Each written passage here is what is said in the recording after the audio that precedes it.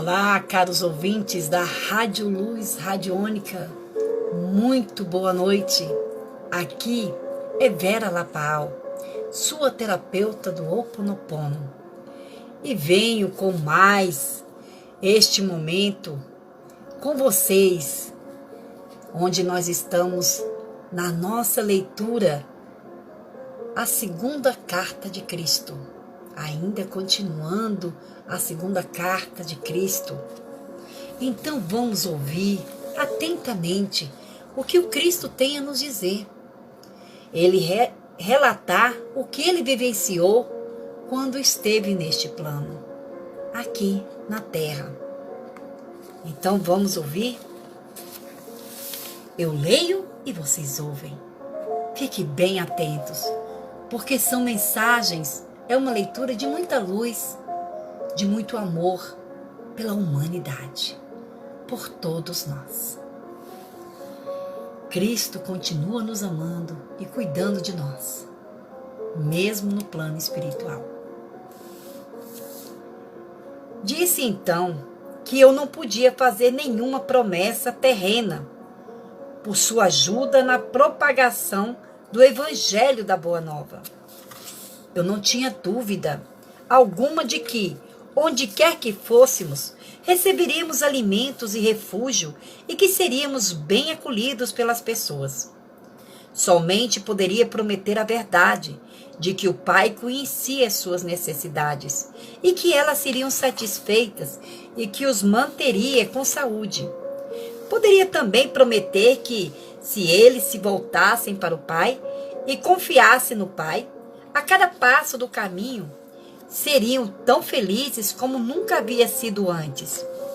Experimentariam o reino dos céus por eles mesmos, na medida em que deixassem de lado as exigências do eu e se pusessem a serviço dos outros. Seriam testemunhas de curas e estas aumentaria sua fé e daria a eles coragem para suportar quaisquer incômodos da jornada.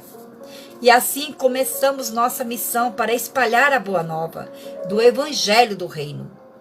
Enviei à minha frente estes jovens para as cidades que iríamos visitar. Ao chegarem, diziam às pessoas da cidade que se juntassem para escutar a boa nova do Reino dos Céus. As pessoas ficavam surpresas e queriam saber mais. Mas os discípulos pediam que fosse buscar seus amigos e vizinhos. Todos ficariam sabendo do que se tratava quando Jesus chegasse. E também haveria curas de seus doentes. Excitados, muitos correriam para ajudar a difundir a boa nova.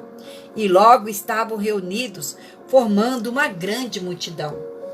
Eu, que havia me rebelado apaixonadamente contra as pregações religiosas que ameaçavam os pecadores com violência, castigos e condenações.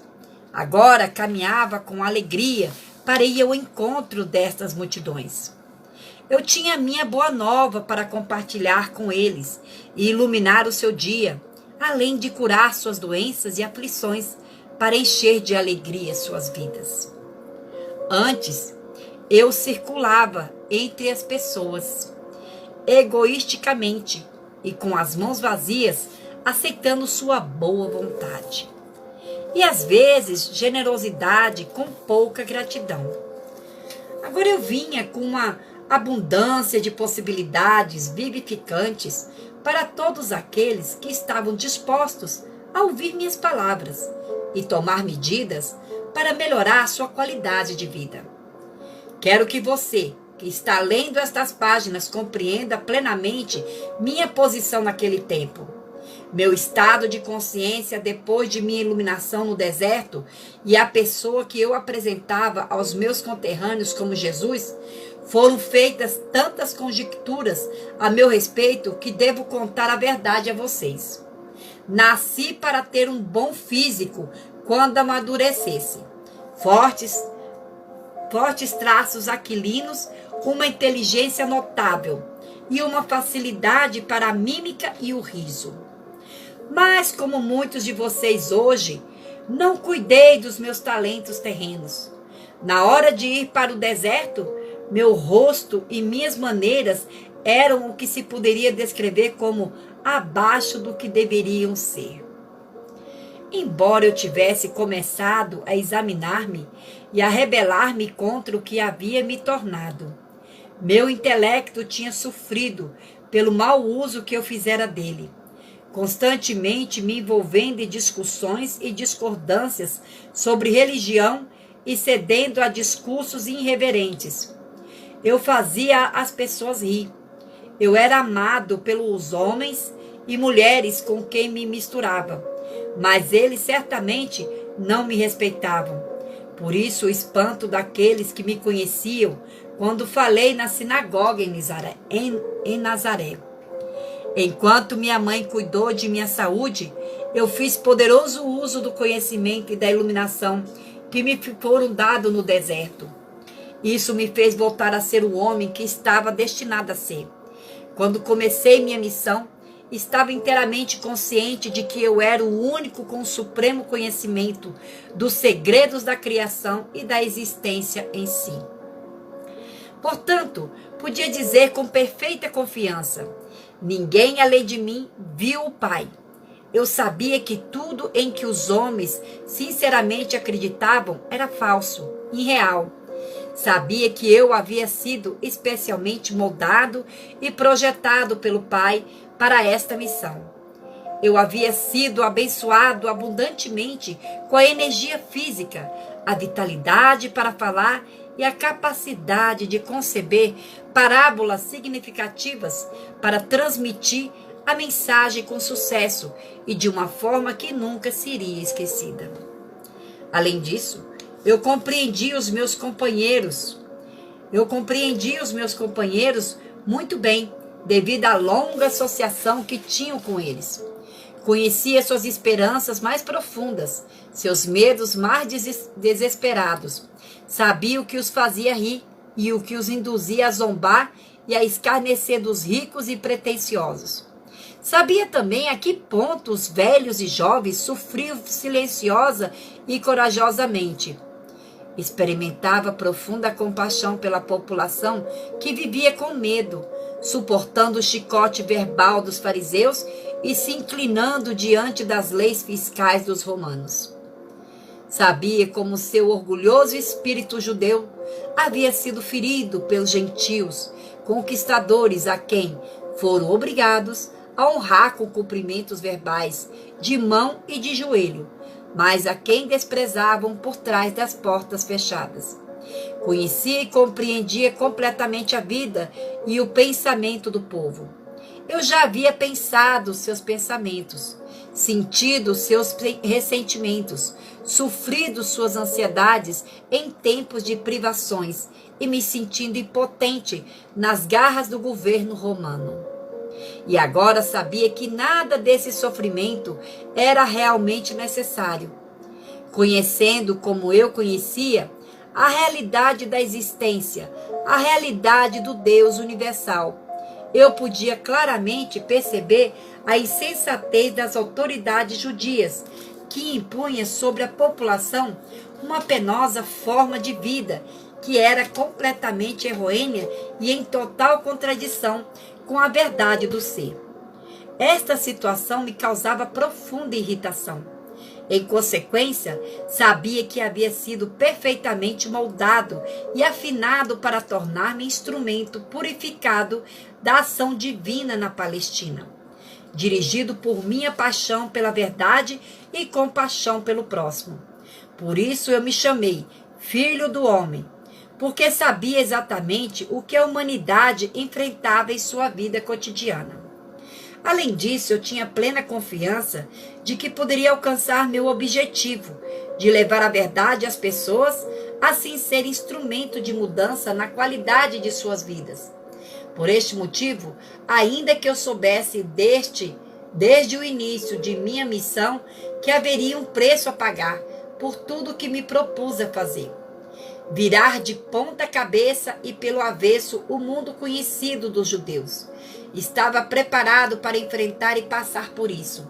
Não poderia escapar, porque amava as pessoas com o amor do Pai, que fluía do meu coração e ser.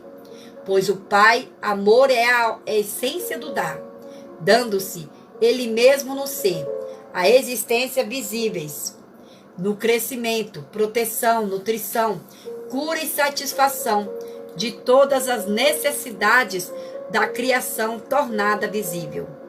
Eu sabia que era o presente de salvação do Pai para as pessoas, para o mundo, e não como eles supuseram e ensinaram durante séculos a salvação do castigo imposto aos pecadores por um Deus irado, mas para salvar as pessoas da repetição diária dos mesmos enganos do pensamento errôneo. Pensamentos esse que criou seus infortúnios, pobreza, doença e miséria. Porque amava tão profundamente a raça humana, eu estava preparado para ensinar e curar, desafiando os sacerdotes judeus. Estava disposto a morrer na cruz, pelo que verdadeiramente tinha visto no deserto. Conhecia com todo o meu coração e queria compartilhar até a última gota de minha capacidade para fazê-lo. Esta é a verdade sobre a minha crucificação. E todo o resto que você ouviu são suposições humanas decorrentes da prática judaica de oferecer sacrifícios no templo. Eu era um presente do Pai para a humanidade, para ajudá-la a superar sua ignorância das leis da existência e a encontrar o verdadeiro caminho da vida, que conduz à alegria, à abundância e à perfeita plenitude do reino dos céus. Estas eram as percepções, os desejos, as intenções, os objetivos e os pensamentos que levavam em minha mente e coração. Esta era a roupagem mental e emocional terrena que cobria minha consciência espiritual, oculta na cabeça e figura de Jesus. Esta era a minha consciência espiritual, canalizada nos pensamentos e sentimentos que me impulsionaram a empreender uma jornada de 3 anos, para levar às pessoas aquilo que eu acreditava plenamente ser o resgate final de sua própria forma cega de pensar e sentir, a qual criava suas próprias vidas turbulentas. Eu verdadeiramente acreditava que, se pudesse demonstrar às pessoas tudo aquilo que me havia sido dado a compreender, perceberiam sua loucura anterior e se esforçariam por mudar sua forma de pensar e colocar o pé na direção do caminho da vida que conduz ao reino dos céus. Para mim, este fim, eu estava disposto a dar minha vida, por causa da interpretação errônea atribuída à minha missão pelos mestres judeus. Minha verdadeira mensagem foi distorcida até não ser mais reconhecida. O propósito destas cartas é o de trazer às pessoas desta nova era a verdade sobre o que eu realmente falei para as multidões na Palestina. Portanto, voltando ao relato daquela época, deixei-me retroceder a um dia especial que deu fruto entre meus ouvintes e que produziu uma impressão duradoura nas mentes de meus discípulos. Assim, para mim também, esse foi um dia especialmente significativo. Eu me distanciei por um tempo da pressão das pessoas, indo às colinas rezar e meditar, buscando recarregar minhas baterias espirituais, fazendo uma profunda, forte e mais poderosa conexão com o Pai dentro de mim. Esta conexão era tão rapidamente obscurecida no interior de minha consciência, quando estava ocupado entre as multidões, que eu estava exausto. Chegando à caverna que utilizava quando me encontrava naquela área, puxei um pedaço de pano que ficava escondido sobre uma pedra e me deitei para dormir. Ao invés de dormir, no entanto, senti imediatamente o fluxo da vida divina. O Pai e o cansaço foi dissolvido enquanto meu corpo era carregado com o poder que é a fonte criativa de todo o ser. Fui elevado em consciência no interior de uma luz dourada, e enquanto viajava para o alto dessa luz, ela subitamente mudou para o mais puro branco, E eu soube que em consciência estava nos portais do equilíbrio, que é o eterno, universal, a dimensão infinita que está além de toda concepção da mente humana. Observei a luz, mas eu não fazia parte dela, nem ela estava poderosamente dentro de mim, uma vez que esta era a dimensão, Deus do vazio, da não forma do equilíbrio universal. Mas ela se comunicava comigo e infundia-me com seu brilhante amor. Isso mais uma vez gravou em mim que ela era o processo criativo, aperfeiçoador, curador, amor que governa toda a existência. Sabia que onde quer que houvesse necessidade, haveria satisfação, como o constante fluir das águas que enche um lago. Onde reinava a miséria, haveria alegria, porque era a natureza do universal mover-se para o interior de cada coisa viva que tem necessidades para trazer satisfação e alegria. Eu sabia que onde não houvesse crescimento, surgiriam as circunstâncias para promover o crescimento. Eu sabia que onde houvesse um sentimento de fracasso, desafios seriam providenciados para estimular as pessoas ao sucesso e à autoconfiança. Eu vi que este trabalho amoroso, constantemente iniciado pelo Pai na vida das pessoas sobrecarregadas, pode não ser reconhecido como um presente de amor pelas pessoas que o recebem. Elas podem estar tão afundadas em sua apatia, sentimentos de fracasso e na crença de que nada de bom lhes acontece, que não conseguem ver outra coisa em suas vidas além de suas próprias crenças e sentimentos. Consequentemente, ficam enraizadas no inferno criado por elas. Para elas mesmas, não havia necessidade de sentir pena de ninguém. A única necessidade era de ter um coração compassivo e a determinação de levar-lhe a verdade para curar sua ignorância. O maior presente que um homem poderia dar aos outros era a iluminação da ignorância sobre a existência e suas leis cósmicas, pois a verdade era que cada alma está compreendendo e os níveis do fluxo da atividade universal em suas vidas através do trabalho amoroso do Pai dependem inteiramente da receptividade do indivíduo. Compreendi que o que as pessoas precisavam ouvir urgentemente era o que eu acabara de aprender. Elas precisavam ver e compreender plenamente a intenção, o propósito e o potencial do amor, que era a mesma substância do seu ser. Por causa de suas descrenças, elas poderiam rejeitar o trabalho amoroso do Pai como se fossem desafios dolorosos, e então se renderiam aos fracassos para sempre. Eu vi então com mais clareza ainda que havia sido enviado para despertar as pessoas para todas as possibilidades de autodesenvolvimento, de prosperidade e realização da alegria e da felicidade. Mas dependeria delas que acordasse e aproveitasse aquilo que era oferecido. Lembro que esta elevação durou a noite inteira e na manhã seguinte acordei sentindo-me mais vivo do que nunca. Minha mensagem tinha sido esclarecida. Tinha visto ainda mais claramente a realidade do Pai e sabia que era capaz de sair naquele dia para encontrar a multidão e transmitir o poder e a vida daquilo que me havia sido mostrado. Enquanto descia da caverna, fui até uma grande rocha de onde se via o íngreme precipício. Quando me sentei, olhei abaixo a cidade que visitaríamos naquele dia. Podia sentir aquele processo de aperfeiçoamento, aquele impulso que tudo criava. O Pai surgindo em mim e ansiava por compartilhar aquilo com os demais antes que os problemas da vida diária o encobrissem. E isso perdesse o poder e a força motriz no interior de minha consciência humana. Meus discípulos se juntaram a mim um pouco depois. Ao chegarmos às cidades, eles orientaram as multidões para que se dirigissem para um terreno inclinado além das casas. Em pé, sobre uma grande rocha no meio deles, comecei a falar. Descobri que a paixão, a alegria, o desejo, a veemência e a convicção vertiam espontaneamente nas palavras que pronunciava.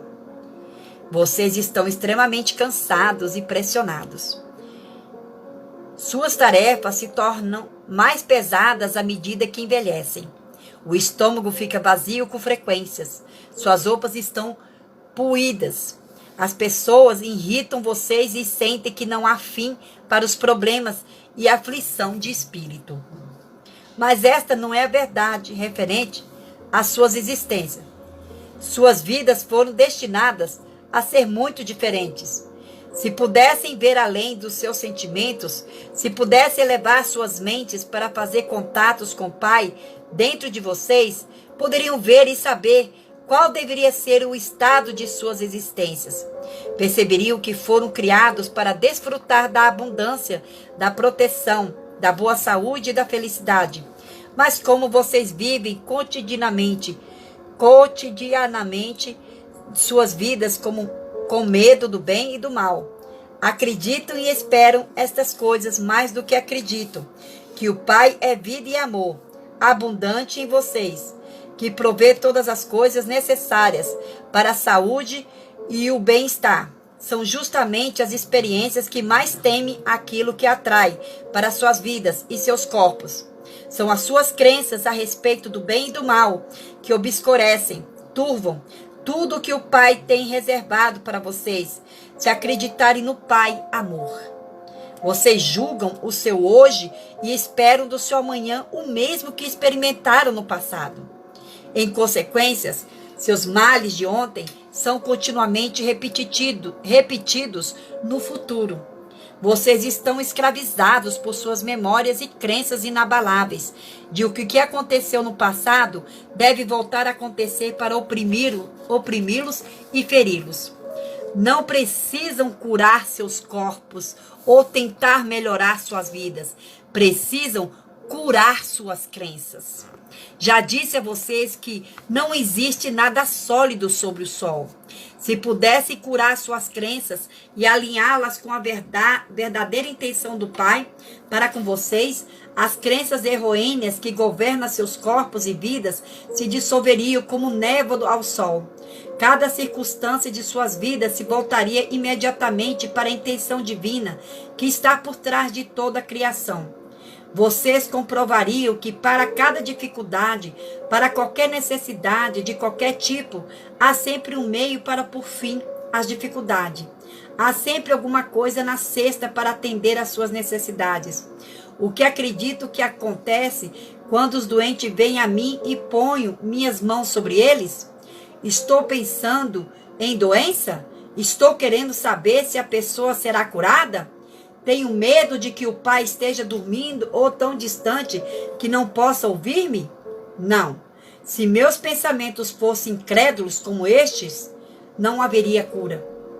Quando a pessoa se aproxima de mim pedindo que a cure, imediatamente me alegro, porque sei que o poder que o Pai está em mim, preparado e aguardando para curar no momento que eu assim pedir. Eu agradeço por sei que a vontade do Pai é a saúde e não a doença. Portanto, rezo para que a vontade do Pai seja feita no doente. No momento em que removo a crença da doença do corpo do doente e sei que a vontade do Pai de saúde está fluindo para o seu sistema, o mesmo se dá com a aparência. A aparência de doença se transforma em realidade do Pai Saúde e o corpo recupera sua saúde novamente. A doença nada mais é do que uma baixa na vitalidade, uma redução da vida, na parte afetada. Restaure o Pai vida na verdadeira intenção e no plano do seu sistema, e o sistema inteiro funcionará como deveria.